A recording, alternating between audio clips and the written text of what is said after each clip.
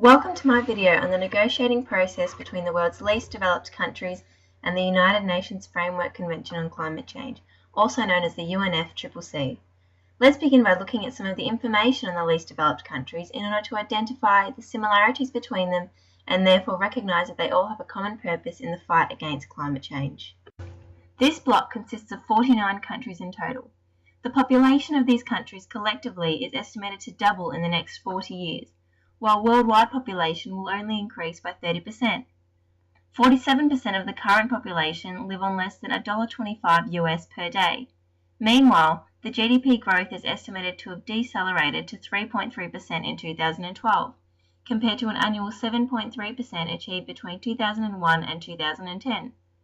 Also, their share of the world's manufacturing has remained unchanged since 2001.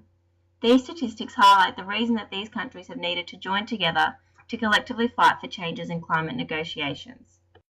When it comes to the UNFCCC, some argue that while the industrialized countries have been wasting their time dragging their feet to join the negotiations, the concerns of the developing nations have been overlooked. In previous conferences, there has been a great preoccupation with getting the Annex I states to sign and ratify the Kyoto Protocol, while the concerns of the Global South were put on hold. Historically, it was the Industrial Revolution and aspects of colonization which saw the exploitation of resources in the now developing world being used to fuel economic growth in the North.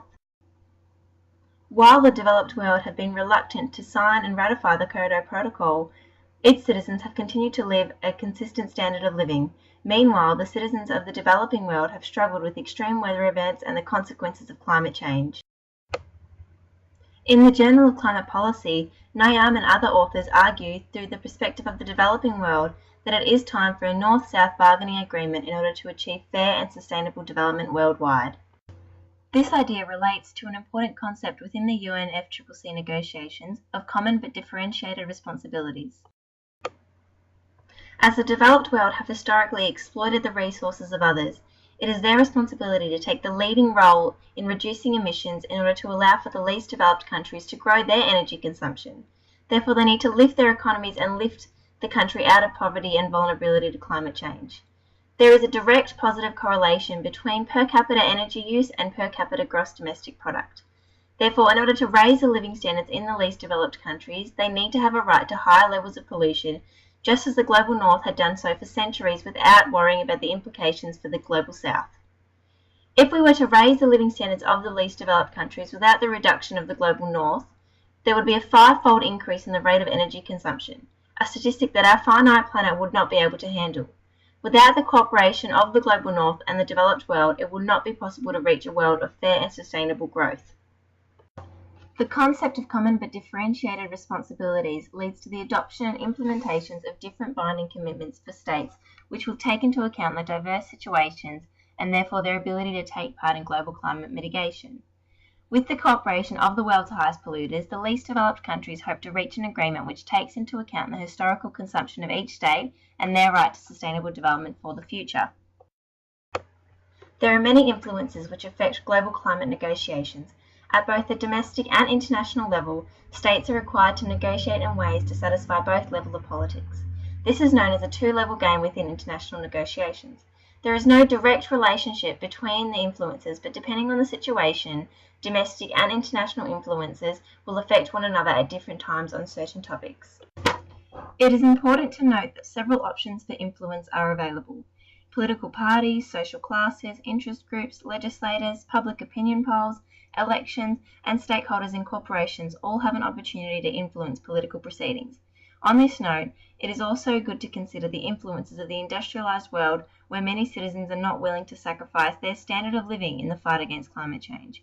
This comes down to some skeptics not believing in climate change at all, uneducated citizens unaware of their potential for influence, and the state concentrating on its economic growth and therefore unwilling to sacrifice much of its energy consumption.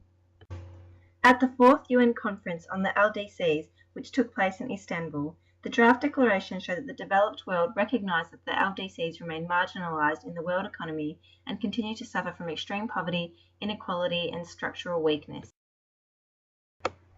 They outline the need for particular attention to the least developed countries within the UNFCCC proceedings and to enhance the voice and participation of the representatives from these states. There is a statement which highlights that there is a hope to collectively commit to finding lasting solutions to the complex and mutually exacerbating challenges and problems of the least developed countries. For the least developed countries, if change does not occur, they are looking at a future of floods, water scarcity, decline in agricultural yields, poverty, loss of human lives, increase in disease, and constraints to economic development. This shows their undeniable vulnerability to climate change. Therefore, adaptation is a key argument in climate negotiations, as these states are far past the point where climate mitigation will save their hope for livelihood. They must learn to adapt to climate change, and for that they require the support of the developed world. Since its establishment, the UNFCCC in Rio de Janeiro stated that it would recognise the special needs and situations of the least developed countries. It also established the 2001 Least Developed Countries Work Programme, outlining supporting actions to aid them in their negotiation techniques within the UNFCCC. Since then, there has been a lot of words but little action within the UNFCCC conferences.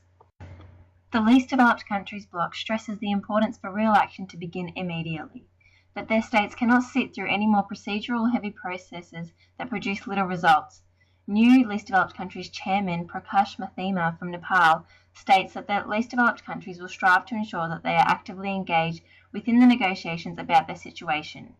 He stresses that the further lack of action will only increase the cost of climate mitigation and adaptation. Also, he acknowledges that it is necessary for the developed world to take the lead on the emission reduction scheme. While recognising that the developed world has also suffered from climate change, the sufferings of the least developed countries is much greater in comparison. The least developed countries hope for effective and adequate negotiations to recognise the particular need for immediate actions for the lives of their citizens. They believe that adequate representation of the least developed countries in climate negotiations is fundamental for a fair exploration of ideas and to ensure the decision-making process reflects the signature needs of these states in regards to climate mitigation and adaptation. Therefore, the least developed countries hope that within the UNFCCC process, there will be no more time wasting on procedural processes, but effective action will be enforced as soon as possible. The longer it is pushed, the more cost it will create, and therefore the climate change burden only grows.